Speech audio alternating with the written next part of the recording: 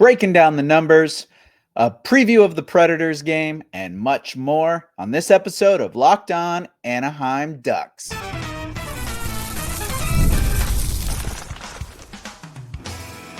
You're Locked On Ducks, your daily podcast on the Anaheim Ducks, part of the Locked On Podcast Network, your team every day.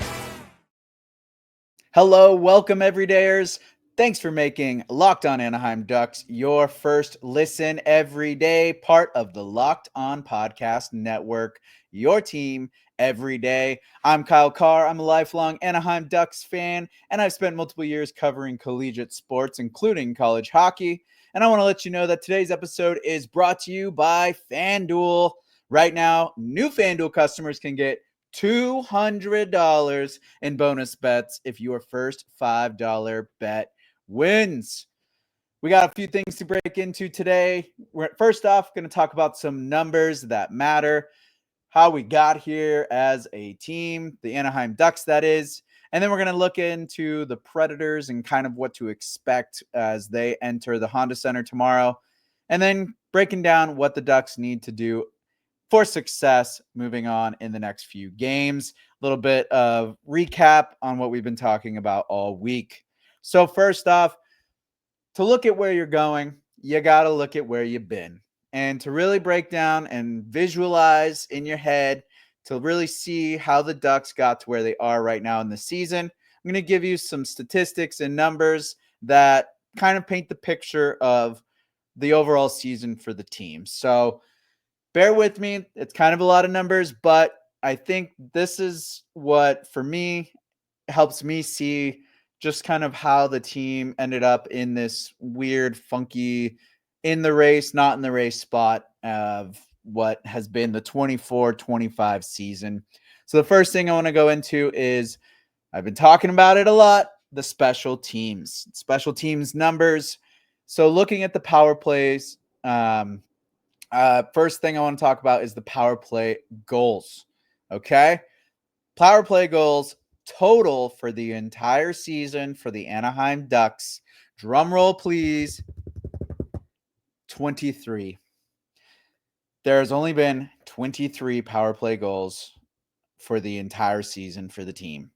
If that does not paint a picture of just how abysmal the power play has been, that should do it. I don't know what to tell you, because that is not good. The top three power play goal scorers on the team: Mason McTavish with 6, Troy Terry with 4, and then there's a tie between Frank Vatrano and Leo Carlsson with 3. And you can picture where everyone else lies after that. There is only one shorthanded goal that has been scored by the team this year, and that was the wonderful and ever amazing Frank Vatrano. Good on you, buddy. You are the lone survivor out there with the shorthanded goals. So, special teams, my goodness, it hurts. It just continues to hurt every time I think about it. I got this sticker on here because I was at an event. Let me take that off. But yes, special teams. I'm feeling special right now, just thinking about how awful that number is. So let's hope that maybe we can double that in the next 13 games that we got left here. That'd be great. And then next number I want to look at, hits, the total hits for the team, because that was one thing that Coach Cronin was really looking forward to. Same with Pat Verbeek. They wanted a much more aggressive and physical team for the season. So they've got 1,525 hits total for the team. Pretty good numbers right there. Top 3 on the hit list: Radko Gudas with 229. Frank Vatrano with 138. I'm pretty sure he's as tall as I am, so that's pretty awesome that he's second with hits. And then Ross Johnston, who's been in and out of the lineup, he's at 134. So Harkins does have 105, and then after that, it kind of drops off into the double digits. So we got those guys kind of making a lot of hits, a lot of impressions, a lot of physical play by those three. And then the rest of the team, they're averaging about like the 40s, 50s mark. So physical, but looks like there could be a little bit more improvement on the rest of the team, as those guys pretty much have a massive chunk of those 1,525 hits. So improvements, but also could be a little bit better. Now, the number that hurts, as not only the power play, the special teams hurt numbers, this one is definitely painful. The giveaways. Giveaways for the year total right now, 935 giveaways. The top three, Radko Gudas with 76, Cutter Gauthier with 68, and Jackson Lacombe with 63. So looking at that, might not look too great that our top defensive pair has the most giveaways on the team, including Cutter Gauthier. But the reason being, at least the way I'm spinning it to myself, these guys are the leaders of the ice time for the entire team. Going to get into that next, but to be expected, especially on the defense. However, it would be nice if they could tighten that up, because as we've been seeing lately, the Anaheim Ducks have been having a really hard time with defensive breakouts and getting hemmed in their own zone and turning the puck over. So kind of a give and take there. It's like, yeah, you're leading in the hits column there, Gudas, but you're also leading in the giveaway column, and you're the captain of the team. Let's lock that down, buddy. We can't be doing that, please. Now looking at the average time on ice. Top three for the defense right now on the team. This is the average time on ice. So throughout the entire season, they take the average of how many minutes each player is on the ice and, break it down from there. So Jackson Lacombe right now has the team lead with 21 minutes and 37 seconds. So not only leading defense, but also leading in the entire team. And then we got Jacob Trouba with 20:45, so 20 minutes, 45 seconds.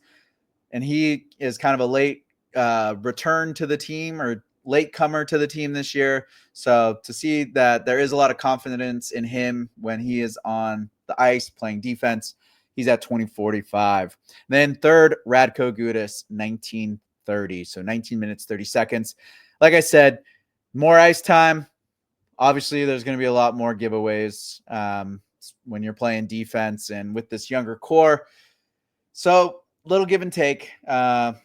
Take it with a grain of salt if you are the defense, I guess. But Jackson Lacombe, obviously huge step up. He is leading all defensemen in points right now as well. So just a fantastic year for him. Great to see. And he took the time over. If you look up the Ducks stats, it has Cam Fowler still on the list, but Jackson Lacombe has been with the team for this entire season, and he's leading that charge. Now looking at the top three forwards, my man, the guy I've been talking about for pretty much every episode, and the guy I wish and hopefully I'm hoping gets a goal tomorrow, or at least very soon, Troy Terry. He's leading the forwards with 18 minutes and 54 seconds. And then we got Frank Vetrano coming in behind him at 17 minutes and 56 seconds. And then Alex Killorn in third with 17 and 22. So 17 minutes, 22 seconds. Something that is not helping with our offensive prowess, that is the Anaheim Ducks offensive prowess. I know I keep saying R. I feel like I'm on that team. The way I bleed orange, it's like I'm out there on the ice with these guys. I wish I could skate as good as them, but mentally I'm doing it. But our centers in the face-off dot are killing us. They're killing the Ducks. They got average of 50%, or they are all below 50%. So not a single one of the main centers are above 50%. So the Ducks need to work on that face-off win, because face-offs equal possession time. If they're winning face-offs, then they get to have that possession off the hop and they get to build the play. But if they're already starting the play without the puck, they have to go retrieve it, and then you're chasing the game, and that is not what the Ducks need right now. So the only player that is above 50% is Harkins, but he is not at the main center of that line as Isaac Lundestrom is. So whenever he does come in, at least he is winning his draws, but again, not the main center. Looking at the scoring chances for the entire season is 1,325 scoring chances, and the scoring chances against 1,672. So the league average is 1,418 right now. So they are below average on their chances for and well above average on what they are giving the opponents. That's about 300 more scoring chances that they've given the opponents throughout the season. So that is something that needs to increase. They need to have more scoring chances and definitely be above average to get into that legitimate playoff contending team status. That needs to get bumped up. They're almost 100 points or 100 scoring chances below the average. So a little improvement on that, and the Ducks can be in a good spot there. Then looking at high danger scoring chances for, so these are the types of opportunities that are either like a 2-on-0 or a breakaway or a good play that leads to shots on net. So high danger scoring chances for 448, high danger chances against 564. So again, over 100 more scoring, high danger scoring chances that they're giving the opponent. So that also just kind of paints, just if you can visualize the amount of opportunities that the Ducks are giving themselves is only that 400 level. And then the high danger chances is 564 against. So that kind of just shows in the visualization of the opportunities that they have been giving the opponents versus what they are giving themselves. And the average is 486. So they're a little closer on the high danger scoring chances average, but they are still below average. And that needs to be locked down. So coming up next, got to look into what is happening with the Predators and what the Ducks have to look forward to facing up against the Nashville Smashville Preds. So stay tuned. We'll get into that next. You just realized your business needed to hire someone yesterday. How can you find amazing candidates fast? Easy. Just use Indeed. When it comes to hiring, Indeed is all you need. Stop struggling to get your job post seen on other sites. Indeed sponsored jobs put your post at the top of the page and help you reach the right candidates faster.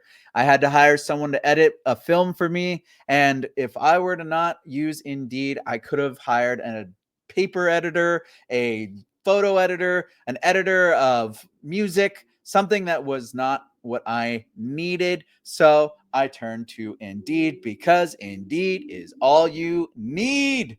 So, like I said, it gives your sponsored jobs, puts it up at the top, and helps put the roles that you are hiring for in front of the right people. So now you can speed up your hiring process with a $75 sponsored job credit. Just go to Indeed.com/locked-on right now and support our show by saying you heard about Indeed on this podcast. Locked On Ducks. Terms and conditions apply. Hiring Indeed is all you need. Now, ever check your bank account and wonder, where did all my money go? I do all the time. Between dining out, online shopping, and entertainment, it's easy to lose track. That's where Monarch Money comes in, your personal CFO, giving you full visibility and control over your finances. Monarch Money isn't just a budgeting app, it's a complete financial command center. You can track all your accounts, investments, and spending in one place. So you stop just managing your money and you start building wealth. Look, it's got all in one convenience. You got Venmo and you got your bank account, then you got PayPal, you got all these apps. With Monarch Money, instead of juggling all those apps, you can just use Monarch to check your finances, track your spending, and even plan long-term goals. So take control of your finances with Monarch Money. Use code LOCKEDONNHL at monarchmoney.com for 50% off your first year. That's monarchmoney.com, code LOCKEDONNHL for half off your first year.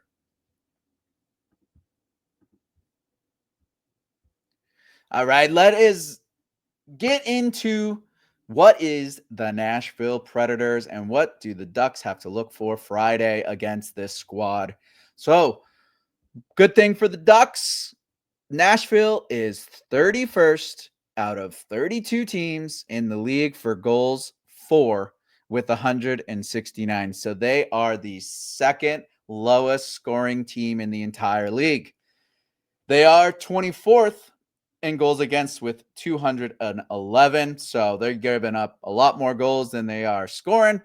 So that is a good sign for the Ducks, especially if they start shooting like we know that the Ducks can. However, the Ducks are not too far ahead of the Predators. They are 28th in goals for with 172. And then they are 21st for goals against with 201. So definitely not the biggest gap between the two teams, but at least they have the opportunity to be the more aggressive and high scoring team with this squad. Players to keep an eye on for Friday. Filip Forsberg. He's got 25 goals and 59 points. He scored a few in the last couple games. Steven Stamkos, he's got 22 goals and 42 points. Scored a hat trick the other night against Chicago with an OT winner involved.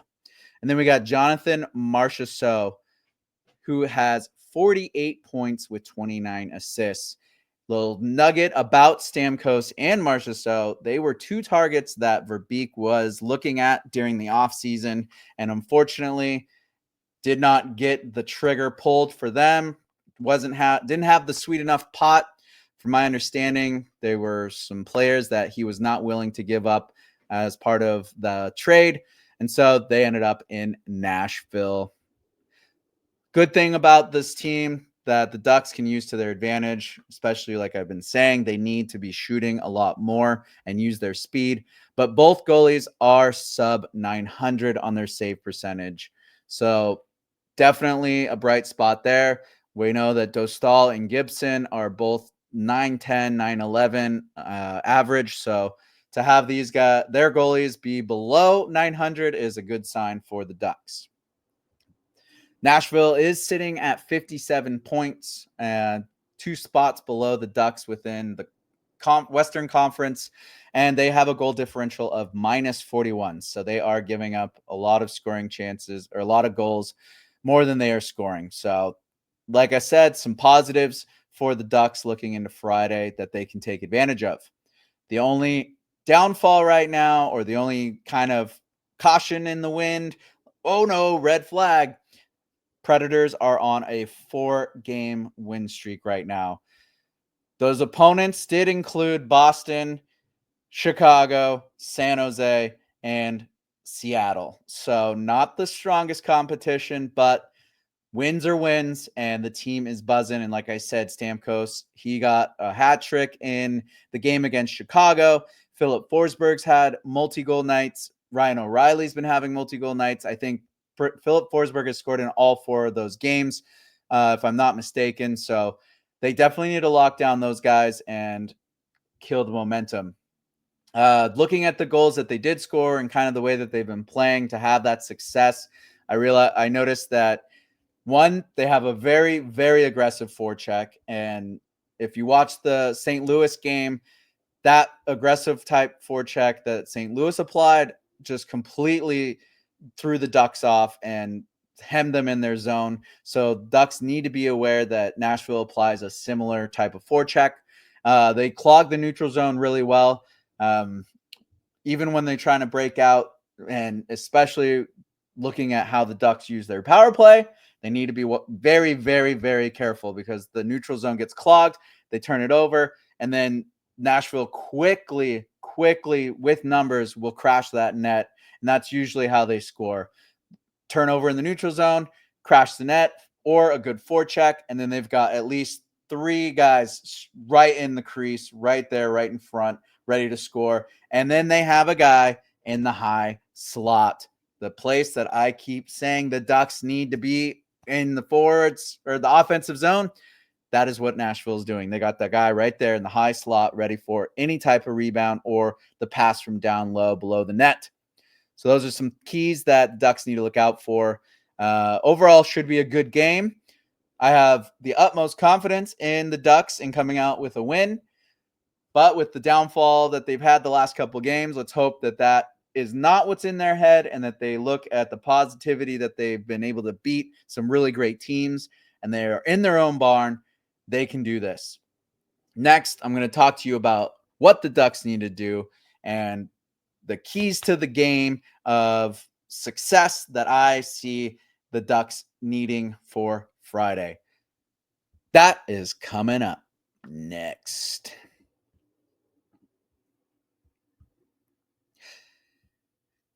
It is March Madness. It is here, and FanDuel is giving you the chance to get in on the action like never before. It's the best time of the year, guys. Right now, new customers can get $200 in bonus bets when your first $5 bet wins. That's 200 extra bucks to use on everything from buzzer beaters to Cinderella stories and even who's cutting down those nets. That is the weirdest tradition in basketball, but they cut them nets down.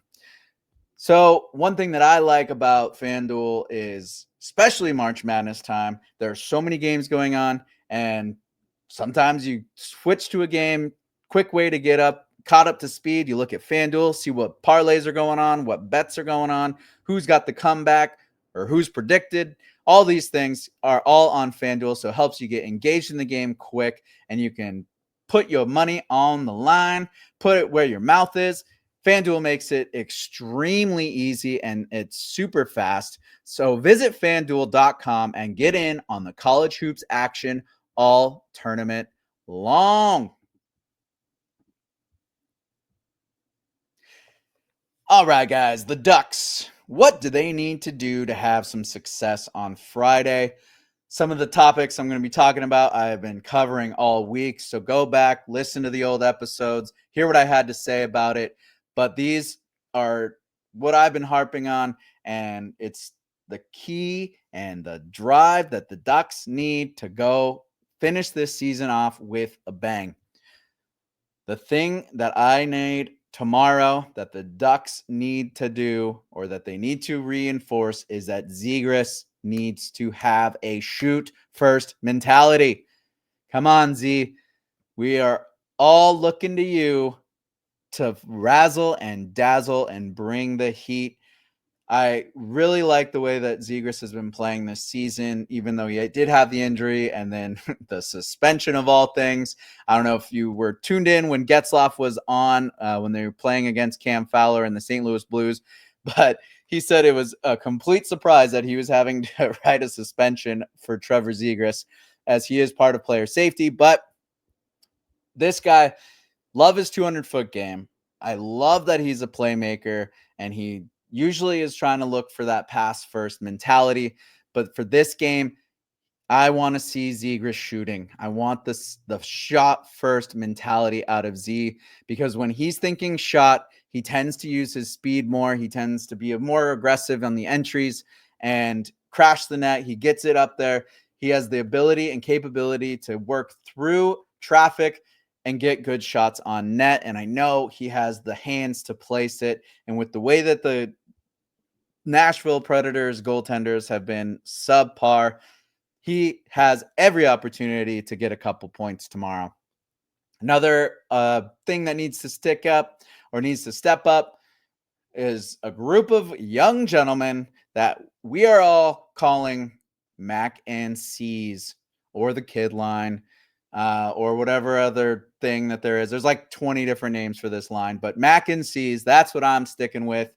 If they are back together tomorrow, on Friday as they were separated. Cronin kind of mixed up the lines there the last game. So if the Mac and C's line are together, I love the way that they play together. They usually are very physical, very fast. They use that speed. So I'm really hoping that they do come back together, especially in the home barn.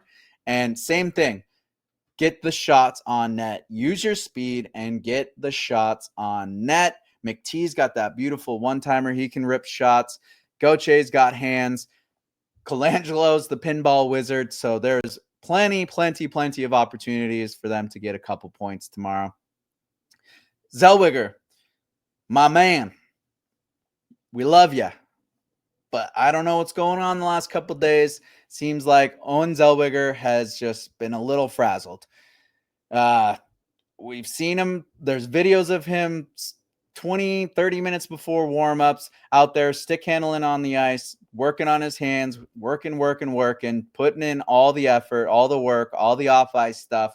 But when it comes to the game, there's something going on where it just seems like he's frazzled out there. Have confidence. He needs to settle down, remember where he's at. He's got the opportunities. He kind of gave up some rough ones the last game. This is Zellweger's show. Last year, I know like Cronin and Verbeek have been talking about that when these guys come up and guys get a little bit more attention paid to them, the other opponents tend to defend differently, but he has the skills. He has the ability to play heads up, great hockey. And I just need to see a little more confidence out of him. Slow the game down, play your style of game. You got this. Owen Zellweger, get the confidence to play the way that you play, my man. You can do it. The defensive core needs to be strong on the puck and get it out of the zone. Like I said before, the Predators have this very aggressive forecheck, and they clog up the neutral zone really well, and they can keep the puck at the blue line. They're able to keep pucks in pretty long, pretty well.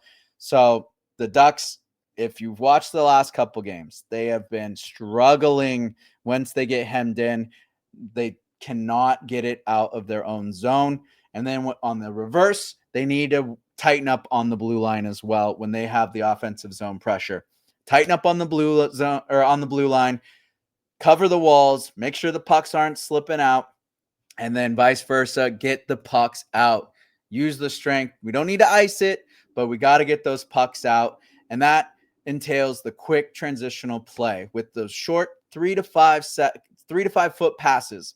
Nice and short, tape to tape, heads up. Move the puck quick, because the more you move the puck, the faster you move the puck, the faster you get up the ice and then can get that offensive scoring. The Ducks have that ability. They know how to play transitional hockey. We've seen it multiple times. The games that they win are those games where they're using their speed, they're using those quick passes, and they enter the zone with violence of action. The big thing that I have been harping on and has been killing me is the defensive breakdowns from the forwards. I mean, the defense, I feel like they've been playing decent. They've obviously mistakes happen. We have a young core, but the big defensive breakdowns that stick out to me have been from the forward group. So lockdown on the defense, and they should be pretty successful. And then speed. I've said it and I'm going to keep saying it. Speed, speed, speed. We saw Leo Carlsson with the great play last night that almost led to a goal from Trouba's slap shot that was blocked, but it all started with using the speed to enter the zone. Shoot the puck. Shoot, shoot, shoot. These goalies are giving up. They're leaking. Shoot. Oh, and did I mention use your speed? The Ducks need to use the speed. Come on. And Cronin, please let the younger guys who have that speed, who have the hands, let them be out on the ice in those critical moments. Let them run the power play. You're relying on these slower veteran guys that result back to that drop back pass that's just not working. And with the Predators and their neutral zone coverage, they're going to get shut down every single time if they keep trying that method. So I don't know what you need to tell these younger guys or what you need to do to let go and just let them take off, but use the young speed and youth and the offensive prowess that these guys have. And did I mention to use some speed? They need to have speed on the power play. Come on, guys, move your feet. We've seen it. We've witnessed it. They used it against the Oilers. They used it against the Islanders. When they are moving their feet and they are playing with the short transitional hockey and they work together and they get shots through, they have success. It's proven time and time and again. So those are the keys to success for Friday's game tomorrow against the Nashville Predators. I have faith, and if they keep applying those, they can carry it on the rest of the season. Speaking of the rest of the season, you know I got you. You got me. Keep tuning in on Locked On Ducks. Anaheim, that is, not Oregon. The Locked On Anaheim Ducks. Keep sharing, keep subscribing, keep liking, and keep listening. I'll be here daily, every day of the week, Monday through Friday, talking about the Anaheim Ducks. So thank you for making Locked On Anaheim Ducks your first listen today. For your second listen, check out the Locked On NHL podcast, bringing you the daily league-wide stories that matter with the local coverage that you love from Locked On. Find Locked On NHL on YouTube and wherever you listen to podcasts. Again, I'm Kyle Carr. Be good out there.